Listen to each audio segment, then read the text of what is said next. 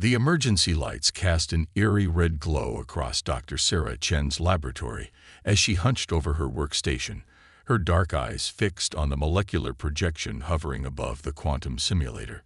Outside, the perpetual dust storms that had become Earth's new normal battered against the reinforced windows of the Global Water Initiative's main research facility. "Run it again," she commanded, her voice hoarse from too many hours without rest. The holographic display flickered, showing the complex dance of atoms as they reconfigured themselves under the influence of her latest algorithm. This was attempt number 2847. But Sarah had stopped counting months ago. When you're racing against humanity's extinction, numbers become meaningless. The simulation reached its critical point, and for a moment, just a fraction of a second, Sarah saw what she'd been searching for: perfect molecular alignment. Her heart skipped a beat as the computer's analysis confirmed what her eyes had detected. After 3 years of relentless research, she had finally discovered a way to synthesize water from virtually any material, restructuring matter at its most fundamental level. Her triumph was interrupted by the facility's alert system. "Attention all personnel. Unknown object detected in high Earth orbit. This is not a drill. All senior staff report to Emergency Command immediately." Sarah's first thought was to ignore the alert. She was on the verge of solving humanity's water crisis, after all. But something in the automated voice's tone made her pause. She secured her data, activated the lab's containment protocols, and headed for the command center. The corridors were already filled with hurrying scientists and security personnel. Sarah caught fragments of confused conversations as she made her way through the crowd. The words "massive" and "impossible" kept recurring. When she reached the command center, she understood why. The main screen showed a real-time feed from the GWI's orbital telescopes. Hanging above Earth was a structure that defied comprehension, a crystalline vessel that seemed to be made entirely of flowing water, held together by some invisible force. It was beautiful, terrifying, and absolutely impossible by any known laws of physics. Director Williams, a normally unflappable veteran of multiple water wars, looked shaken. "Dr. Chen, good timing. Our visitors are asking for you by name." "Visitors?" Sarah felt the word catch in her throat. "How do they even know who I am?" "They know about your research." Williams's face was grave. "They know everything about the water synthesis project. They're saying they've been watching us for months, waiting for someone to make this breakthrough." Before Sarah could process this information, the command center screens flickered and filled with a new image. The being that appeared was simultaneously humanoid and utterly alien. Its form rippled like water given consciousness, with multiple crystalline structures that might have been organs floating within its transparent body. "Dr. Sarah Chen." The creature spoke, its voice resonating through the room's speakers with an odd liquid quality. "I am emissary Lydra of the Hydron Collective. We have traveled far to meet you, the one who has finally unlocked the secret of water synthesis." Sarah stepped forward, her scientific curiosity momentarily overriding her fear. "How do you know about my work?" "The simulation only succeeded minutes ago." The Hydron's form rippled in what might have been amusement. "We have been monitoring all attempts to solve your planet's water crisis. Your approach was unique, different from all other civilizations we have encountered. This is why we chose to reveal ourselves now." "Other civilizations?" Director Williams interrupted. "You mean we're not the first?" "Far from it," Lydra replied. "Many worlds have faced what you now face. Some survived. Most did not. We are here to offer humanity a choice, one that will determine whether your species joins the ranks of the survivors or becomes another cautionary tale in the cosmos." Sarah felt a chill run down her spine. There was something in the Hydron's tone, something beneath the seemingly benevolent offer that set off warning bells in her mind. But as she looked around the room at her colleagues' faces, she saw only hope and wonder reflected back. "What kind of choice?" she asked, trying to keep her voice steady. The Hydron's form shifted, creating complex patterns that seemed to hold meaning beyond human comprehension. We offer an exchange.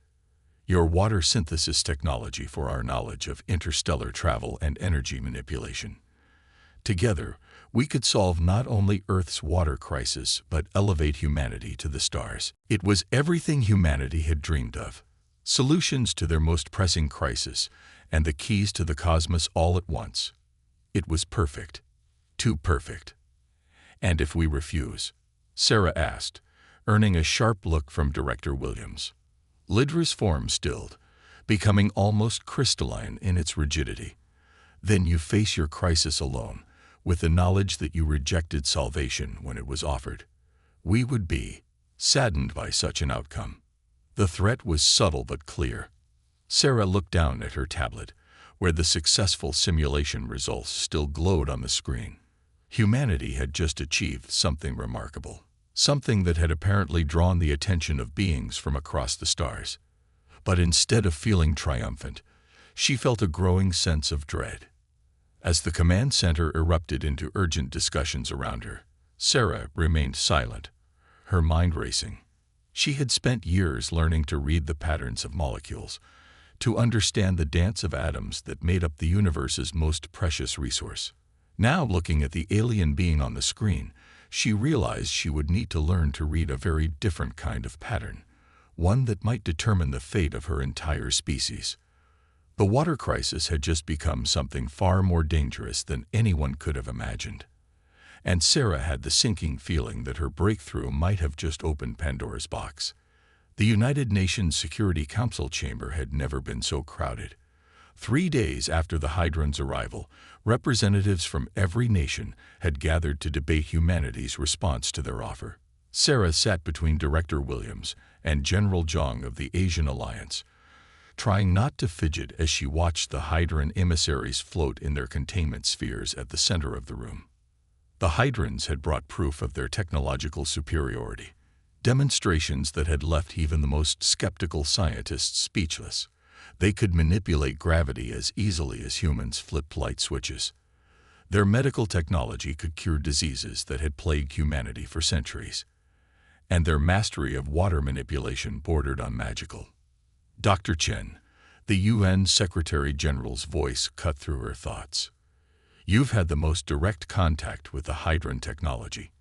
What is your assessment? Sarah stood, acutely aware of both the human and alien eyes fixed upon her. Their technology is extraordinary, she began carefully. The applications go far beyond anything we theorized. But, she paused, choosing her words with precision. There are aspects of their proposal that concern me. Lidra's liquid form rippled. Please elaborate, Dr. Chen. We value transparency in all our dealings. Your interest in our water synthesis technology seems disproportionate to what you're offering in return, Sarah said. You can traverse galaxies, manipulate matter at will, yet you're fascinated by our comparatively primitive breakthrough. Why? The chamber fell silent.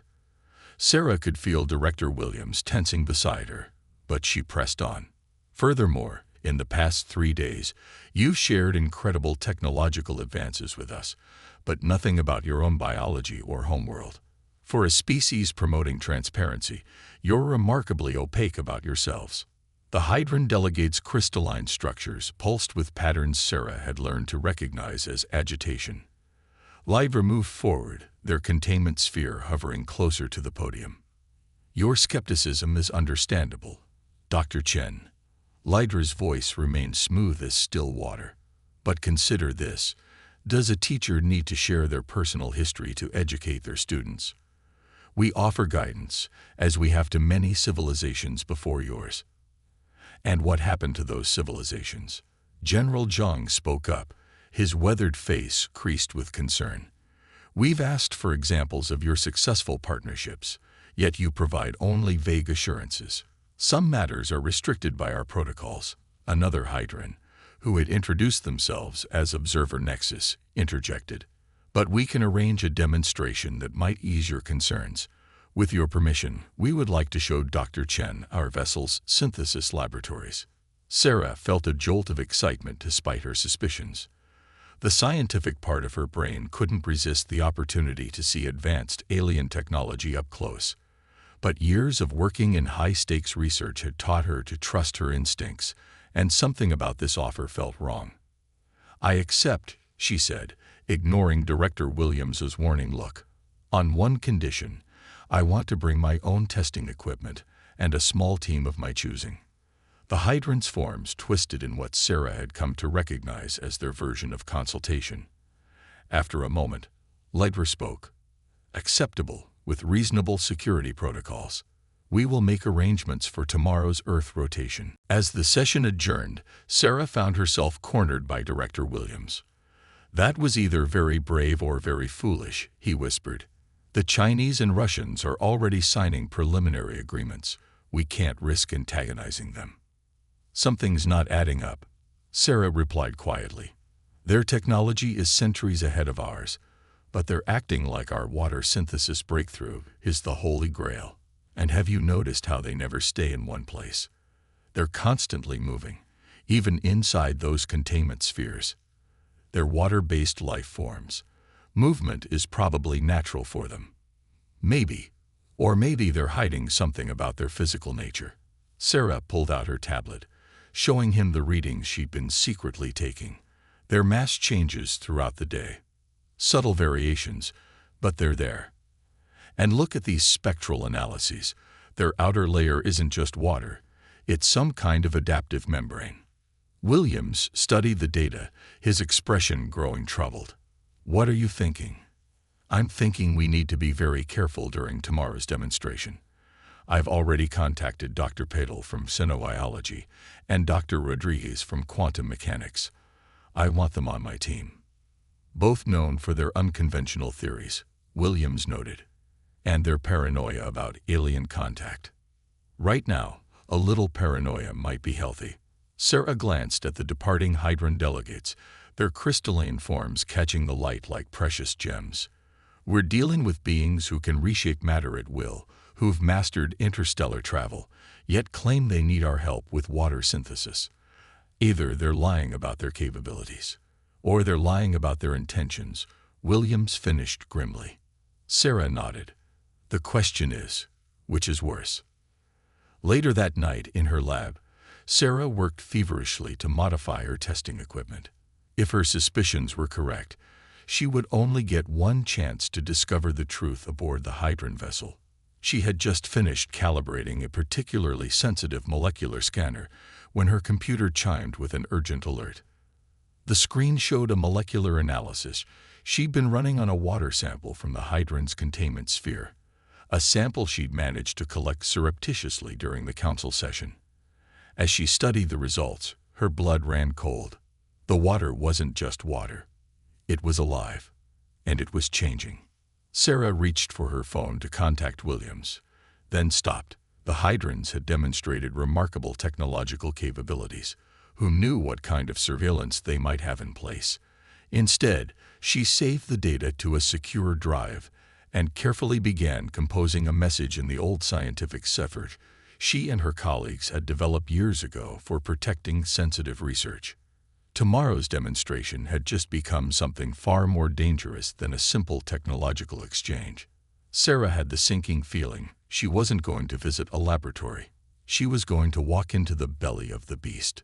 And somewhere above, in their impossible vessel of living water, the hydrants waited, their true nature still hidden behind a veil of rippling transparency and promises that seemed too good to be true. The hydrant vessel's interior defied conventional physics. Sarah, along with Dr. Patel and Dr. Rodriguez, stood in what appeared to be a corridor made entirely of flowing water, yet they remained perfectly dry.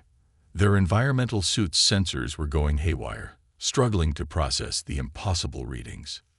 "Remarkable, isn't it?" Leidra's voice seemed to come from the walls themselves. "Your water synthesis discovery approaches this level of control, though in a more primitive form." Sarah activated her suit's specialized scanning equipment while pretending to admire the architecture. The encrypted data feed went directly to a secure server back on Earth, assuming the signal could penetrate whatever this place was made of. "How do you maintain molecular cohesion at this scale?" Dr. Rodriguez asked, his voice filled with genuine wonder. The energy requirements alone should be. All will be explained. Observer Nexus interrupted, their form emerging from the wall like a wave taking shape. But first, we have something special to show Dr. Chen. Something that will demonstrate why her breakthrough is so vital to our species. The corridor shifted, opening into a vast chamber that took Sarah's breath away. Suspended in the center was what appeared to be a planet in miniature, composed entirely of swirling water patterns. Our homeworld, Lydra announced, their tone carrying what sounded like genuine sorrow. Or rather, a representation of what remains of it. The miniature planet was riddled with dark patches that seemed to be spreading like a disease. Sarah's scanner quietly recorded everything, but her attention was caught by something else. A subtle movement in the water around them, a pattern that reminded her of something she'd seen in her lab. A tragic molecular breakdown. Nexus continued, spreading through our world's hydrosphere. Your synthesis technology could help us rebuild, restore what was lost. Dr. Paddle stepped closer to the display, her xenobiology training evident in her careful observations.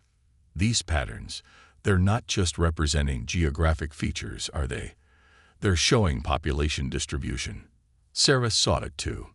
The dark patches weren't decay. They were empty spaces where something had been removed or consumed. A warning light flashed on her suit's display. The encrypted message from her lab computer had finally finished processing. Sample analysis complete. HYDRA in water. Contains parasitic MICROSTRUCTURES. Capability. Molecular reconstruction and absorption. Sarah's mind raced, connecting dots she should have seen sooner. The Hydran's constantly moving forms, their obsession with water synthesis, the fate of those other civilizations they'd helped. They weren't water-based life forms. They were water-borne parasites, using water as both camouflage and weapon. Is everything all right? Dr. Chen. Lydra moved closer, their crystalline structures reorienting. You seem troubled. Sarah forced a smile, just overwhelmed by the implications. This technology could revolutionize how we think about molecular manipulation. Indeed, Nexus's form rippled in what Sarah now recognized as anticipation. Shall we proceed to the synthesis laboratories? We're eager to begin integrating our technologies. Actually, Sarah said carefully, I'm curious about these dark regions. Could we get a closer look? The Hydrans hesitated, just for a moment, but long enough. Sarah's scanner picked up a surge of activity in the walls around them. I don't think that would be productive, Lydra said smoothly. The laboratories. Show us, Dr. Rodriguez interrupted, having picked up on Sarah's tension. If we're to help you, we need to understand the full scope of the problem. The chamber grew noticeably colder. Sarah watched as tiny crystals began forming on her suit's exterior. Not ice, but something else. Something alive. We had such hopes for you, Dr. Chen, Nexus said, their voice losing its artificial warmth. Your species showed such promise, such potential. The miniature planet dissolved, revealing what had been hidden behind it. Rows upon rows of crystalline structures, each containing what looked like concentrated water. But Sarah's scanner told a different story. They were holding tanks, filled with the extracted molecular essence of countless beings. Your water synthesis breakthrough, Lydra moved to block the exit, their form growing larger, would have made the harvesting so much more efficient. But now, Sarah triggered the emergency signal on her suit, praying it would reach Earth. The other civilizations, she said, buying time as she saw Dr. Patel slowly reaching for something in her suit's utility pack. You didn't help them. You consumed them. We evolved, Nexus corrected, found a way to transcend mere biological existence. Water is life, Dr. Chen. We simply found a way to redistribute it. The walls began to close in, the seemingly harmless water taking on a predatory aspect. But Sarah had one more card to play. Now, "Dr. Patel," she shouted. Patel threw what looked like a simple flask into the air. As it shattered, it released a cloud of specialized nanoparticles, designed to react with the precise molecular structure Sarah had identified in her lab analysis. The effect was immediate. The water around them began to crystallize, its natural flow disrupted by the nanate's interference. The hydrons recoiled, their forms destabilizing. "Run," Sarah commanded, already pulling up the emergency return coordinates on her suit's computer. They had less than 2 minutes before the nanate's effect wore off. As they raced through the crystallizing corridors, Sarah's mind was already racing ahead to what needed to be done. The hydrons wouldn't let this betrayal go unanswered, and humanity had just made some very dangerous enemies. But they also had something they didn't have before: knowledge of the enemy's true nature and proof of their hostile intentions. The question was whether Earth could prepare its defenses in time. Behind them, the crystallization was already beginning to fail. And above the sounds of their escape, Sarah heard Lidra's voice, now stripped of all pretense. "You cannot stop what has already begun. Dr. Chen, your world's water belongs to us now." The race for humanity's survival had entered its final phase, and Sarah had a terrible feeling that her water synthesis breakthrough might be the key to either saving Earth or ensuring its destruction. 48 hours after their escape from the Hydron vessel, Sarah stood in an underground bunker beneath the Global Water Initiative, watching as cities around the world began to fall. The massive screen before her showed live feeds from major population centers. In London, crystalline structures erupted from the Thames, spreading through the city's water system like cancer. Tokyo's elaborate water management systems had become a breeding ground for hydron infiltrators. And in New York, the first signs of molecular breakdown were appearing in the reservoir systems. "They're using our own infrastructure against us," Dr. Rodriguez said, his voice hoarse from endless hours of analysis. "Every water main, every pipeline, every drinking fountain, they're all potential invasion points." Sarah nodded grimly, studying the molecular simulation running on her terminal. The hydrons had begun their attack less than an hour after their escape, dropping what looked like crystalline seeds into Earth's oceans. Each seed contained millions of their parasitic microstructures, designed to convert ordinary water into their own biomass. "What's the latest casualty count?" she asked, dreading the answer. Dr. Patel looked up from her workstation, her eyes red from lack of sleep. 23 million affected so far. The conversion process doesn't kill immediately. It's more like a gradual replacement.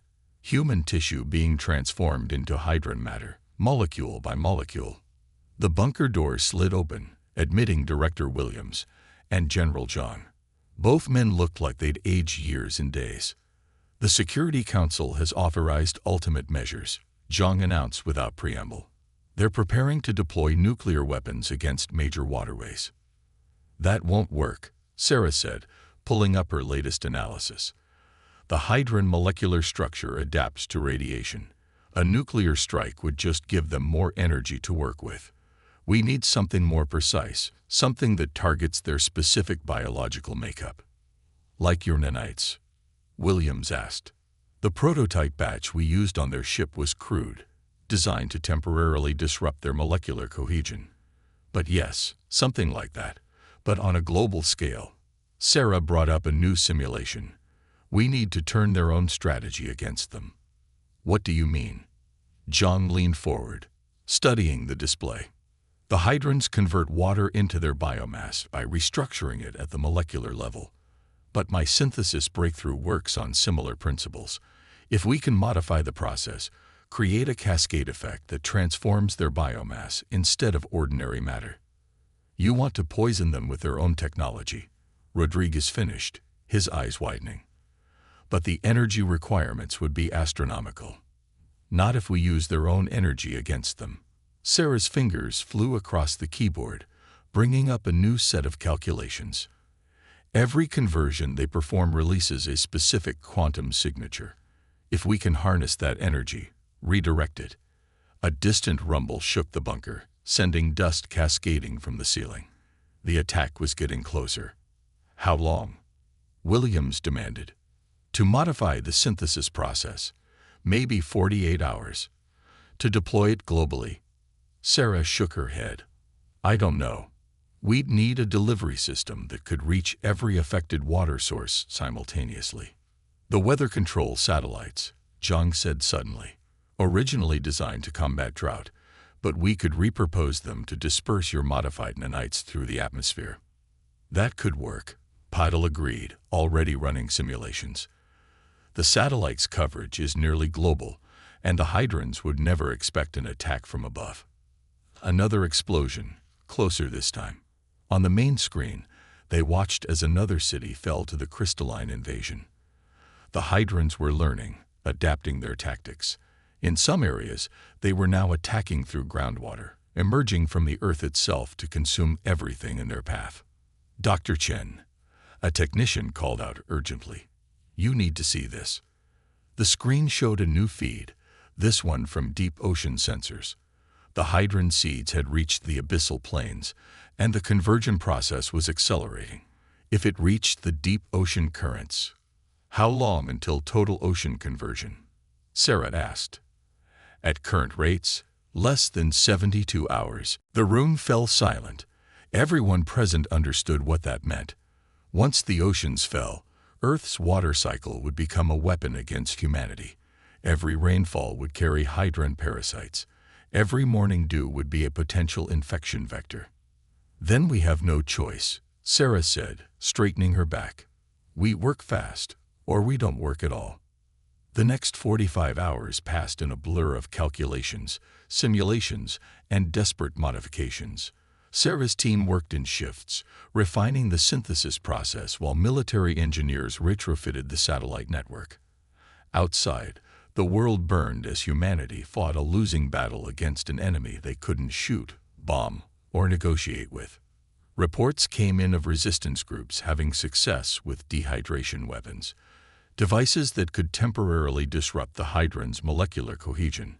But these were stopgap measures at best.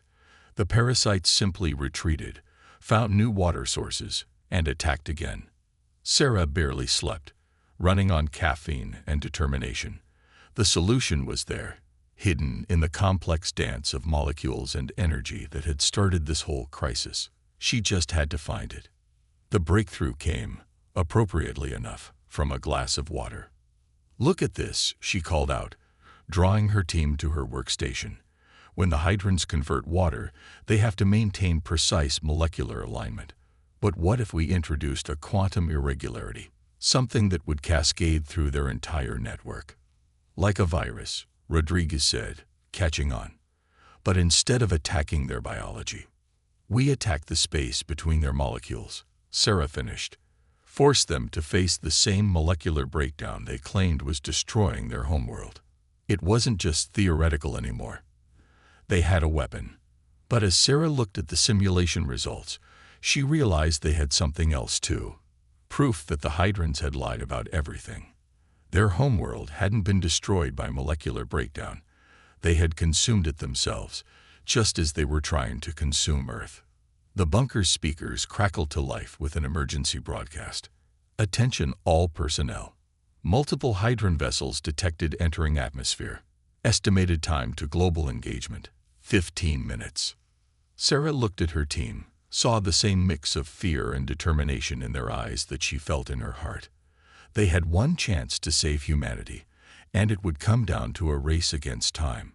Upload the final calculations to the satellite network, she ordered, and pray we haven't overlooked anything. Above them, the Hydron ships descended through Earth's atmosphere, their crystalline forms gleaming like deadly jewels in the sunlight. They thought they were arriving for their moment of triumph. Sarah allowed herself a grim smile as she initiated the countdown sequence. They were about to learn that humanity wasn't finished yet. Not by a long shot. Sometimes, she murmured, watching the satellite targeting coordinates lock into place, the best defense is a good synthesis. The final battle for Earth's water was about to begin. The sky burned with crystalline fire as the Hydron ships descended through Earth's atmosphere. Sarah watched from the bunker's emergency command center as the satellite network hummed to life, each weapon platform orienting itself according to her calculations. They would only get one chance at this. Global distribution network at 97% coverage, Rodriguez reported, his voice tense. Quantum stabilizers holding steady. Through the main screen, they watched as the Hydron vessels took up position above major water bodies. Their crystalline structures pulsed with energy, preparing for what they clearly thought would be their final assault on Earth's hydrosphere. "They're deploying something," Patil announced, studying the sensor readings. Massive concentrations of their biomass, different from the previous seeding patterns. Sarah's modified sensors revealed the truth. They're not just seeding the water anymore. They're trying to force convert it all at once. She turned to General Zhang. "How long until they reach critical mass?" 7 minutes, he replied grimly. "Maybe less."